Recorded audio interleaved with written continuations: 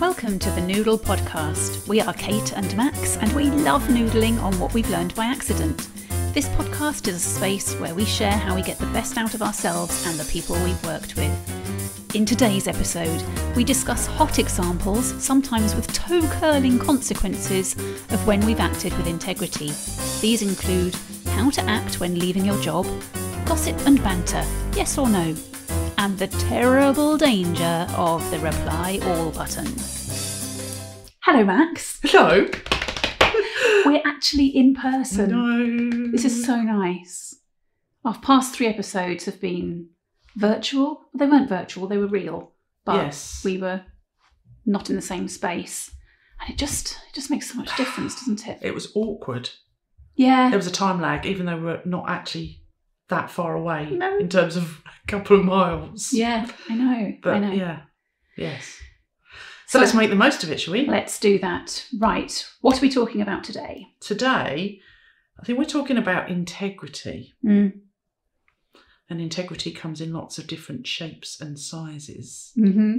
So we've got some corkers of moments. Some real, hot examples of when integrity has come into play. Yeah. It's a big one, this, isn't it? It's a strange one because I don't think you realise how important it is until you either do it really badly Yes. or later on, some years sometimes down the road, you realise, thank goodness I did do that or didn't do that. Or Yes. that sort of thing. Yes. Gosh, I can think back to, I think, my first Saturday job when I feel Okay. like I acted with integrity. Basically, I walked. You walked? After 2 Saturdays, Oh, I thought, see. this isn't for me. Right. The way that I'm being treated is, I don't care. At the time, it was £1.51 an hour. I remember that. That's how old I am. Impressive. And I didn't get pocket money. So actually it was Mm. quite important because I Yeah. needed to buy hairspray. It was the 80s. And Flickovers. well, not just Multicoloured flickovers. gel. We used to have our hair stand kind of upside down and use a can of Silvercrin. Yes. To make God, that I can big, big smell hair. that now. Anyway, the point is, back in the room. I needed hairspray,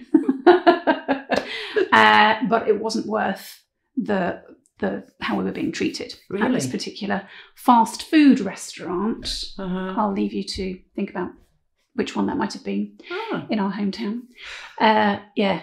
And I'm really, really glad that I left after 2 Saturdays. I got a much better Saturday job somewhere that sold pick and mix sweets. Again, I'll let you think about which particular But just- retailer that might have been. Rewind a little bit back though, that moment of, and we're saying integrity, but what do we mean in that moment for you to say, right, okay, 2 Saturdays in, Mm. what are you calling on? Mm. There was definitely a sense of I'm not going to stand for this. Yeah. It was goalposts had shifted immediately in terms of hours to be worked or things that I was being asked to do that weren't part of the job description that I'd applied for. Mm. And I know you have to start at the bottom, Mm. but this was something else. And how did you leave? So this is another important part of integrity because there's one bit which is, okay, holding true to yourself, which is this isn't right. So that's one moment and speaking up. Yes. But then when you speak up yes. and you leave. Yeah. I did asked to speak to the manager who had hired me. Yeah. So it wasn't like in front of everybody and throwing tables over. I've had enough. I Leave will it. not stand for this. No, little 15-year-old me just said, this isn't what I applied for, and I can't do it. Yeah. I'm going to have to go. I was like, because they needed bodies, I suppose. Yeah. But no, I handed back my brown crimpline uniform and went home. You had a story about your last day. Yes, very different story. Yeah, so last day leaving a large corporate. So important thing here, I think, to understand was that it was a choice to leave, but it was part of a redundancy experience. So it was a voluntary redundancy that I took. So that it's a funny experience when you're in that space, isn't it? Because you've kind of chosen it but you kind of haven't. It's been put on you, and some people will skip out the door with voluntary redundancy, and some are kind of okay, sort of feeling. And my last day was actually running a half of a day of a team offsite. When I say team, there was about 50 people in the room, and they were significant individuals. That sounds a bit weird. What do I mean? They had a significant role in the organisation, so they were involved in strategic decisions, including things like, we don't need that function and therefore voluntary redundancy might be an option. So I mean, their thought process and things. But anyway, my job was to go and run that half day, and I had to hold my own integrity, which is, I'm leaving this organisation, my time is done, but I need to be today as if I'm here for the foreseeable future. So as if you were invested in the outcomes Absolutely. of those conversations. And invested in those individuals, invested in the values of the organisation, invested in the future. And it took a lot of conversations with myself to be able to go in and be there for them in a genuine way. Right. And still hold my integrity that I was leaving and it was the right choice for me as well. Because in that situation, I guess you're projecting yourself in the future. What's tomorrow going to be like when I'm not, I don't work for this company anymore. I've got a whole new thing to go on to. And also sadness. No matter if you have chosen that change, you've invested however long in trying to do a good job. And it's a little bit like, I'm not needed. Or what happens to all that work that I did now? When else is integrity important? Well, I think the fact that you said you had to have a few conversations with yourself to be your best self shows that integrity does require thought. And we've talked about, thinking about what's your gut telling you. It doesn't necessarily mean rushing into doing something different. No. It means having a think about, what does this actually mean? Where's my integrity in question? And what can I or should I not do about that? But it also brings into question for you how other people perceive you and the importance of you in the moment for them. Okay, so for those people, that was their team offsite. They were going to have to stay together. They were going to be working together and doing some great stuff. So my role wasn't just about my last day. It was about their day together, what they were doing. So there's something about the integrity of the day and your contribution to that. And also me being able to walk out there and go, wow, on my last day, I managed to do that. Yes. And to bring about a great experience for them, even though I wasn't going to be able to stay and see whether it helped them in what they did next. I do remember sitting on the train afterwards thinking, I'm now heading back to hand in my BlackBerry. There's another thing. Hand in my BlackBerry and maybe have a little glass of fizz when I get to wherever I was going to drop that off. But that last experience and knowing, okay, I could see these people again. I don't know when I will bump into these people again. And that's another thing that's really important, which is what you just don't know who you're going to bump into.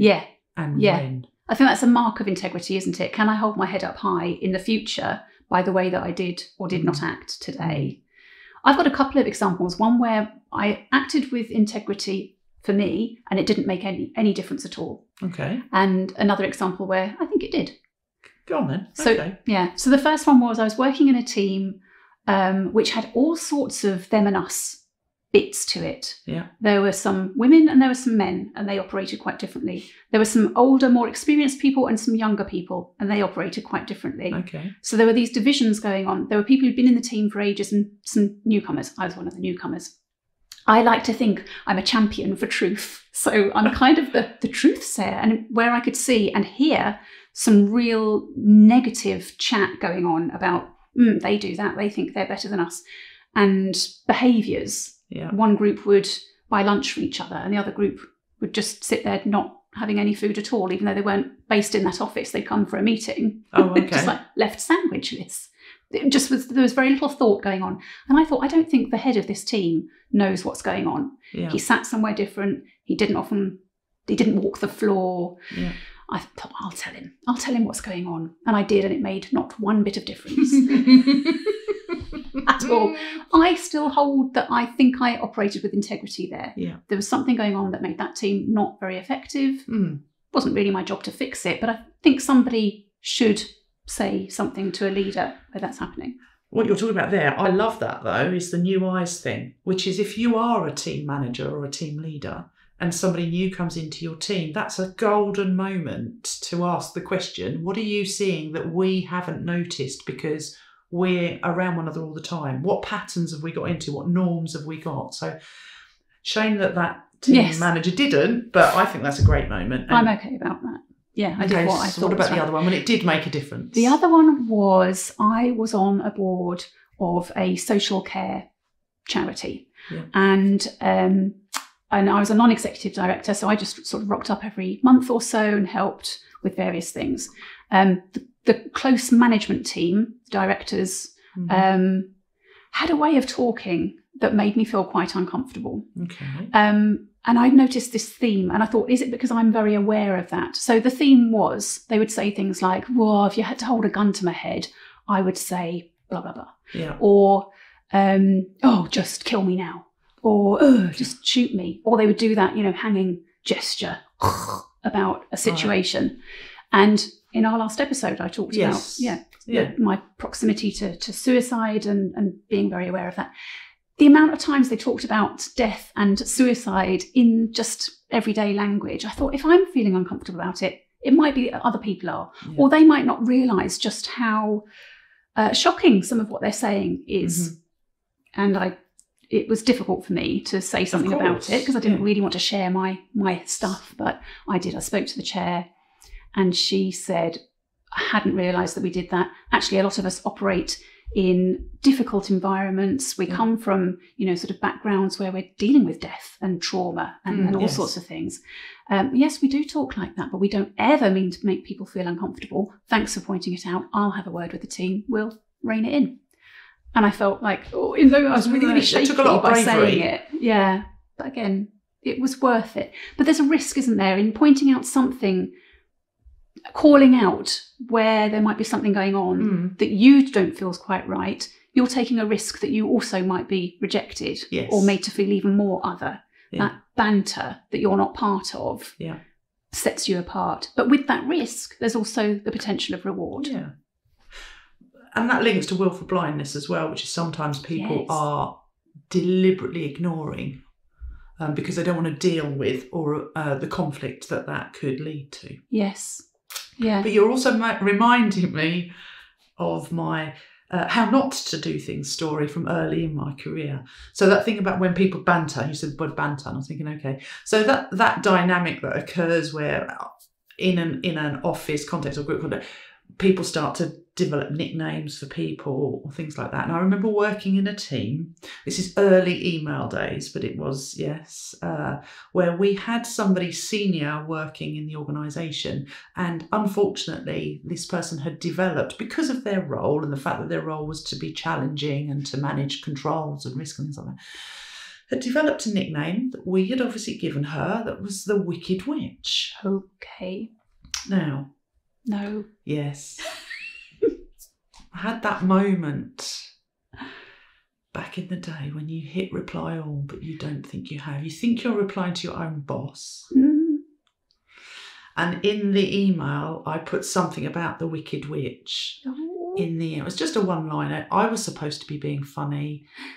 It probably was funny, but it wasn't. And it went to everyone, including her. Oh no, it's actually making me come out in goosebumps.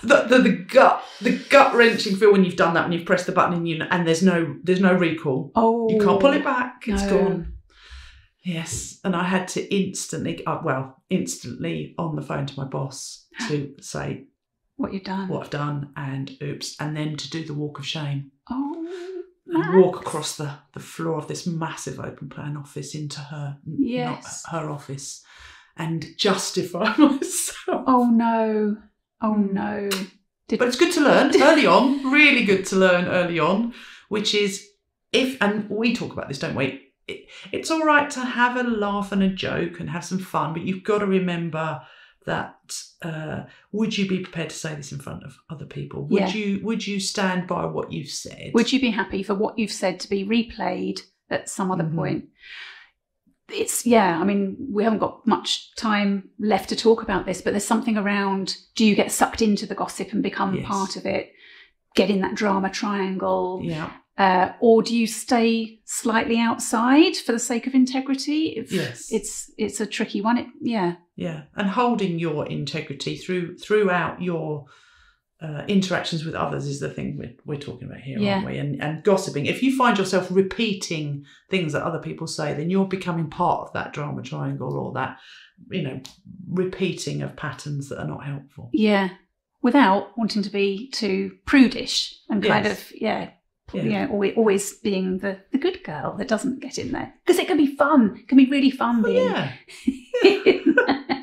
But it's a balance. It's a real balance between how comfortable are you with how you acted today, with everything that you said and did. So perceptual position's important, I guess. If we reference back to the things that we talk about with Noodles and what's really important, I would say we've got things like beware with the conflict. Are you avoiding it? Yes. We've got perceptual positions. Can you put yourself in somebody else's shoes? Can you see what it might be seen like, not just from your own position? Yes. But from others? Yeah. You mentioned the drama triangle. Drama triangle, yeah. Which is a great one to think about. When are you in it? When you're outside? Yeah. Perceptual positions, did you say that? Yes, but I think that with perceptual positions also that idea of dance floor, like can you get up on the balcony and look down? So are you able to be both in it and hold your own integrity, but then pull back? Yes. And see. Yeah. See the situation. Yes. Lots more to it. And always good to talk about it actually with your team. Just bring it up. How are we operating with integrity? Where might we be stepping on our own values? Well, that's it for today, isn't it? Yes, absolutely.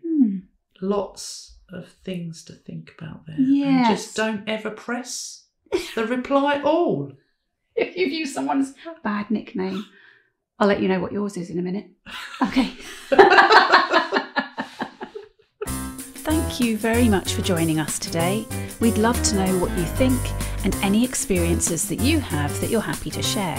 Please join us at noodle.space.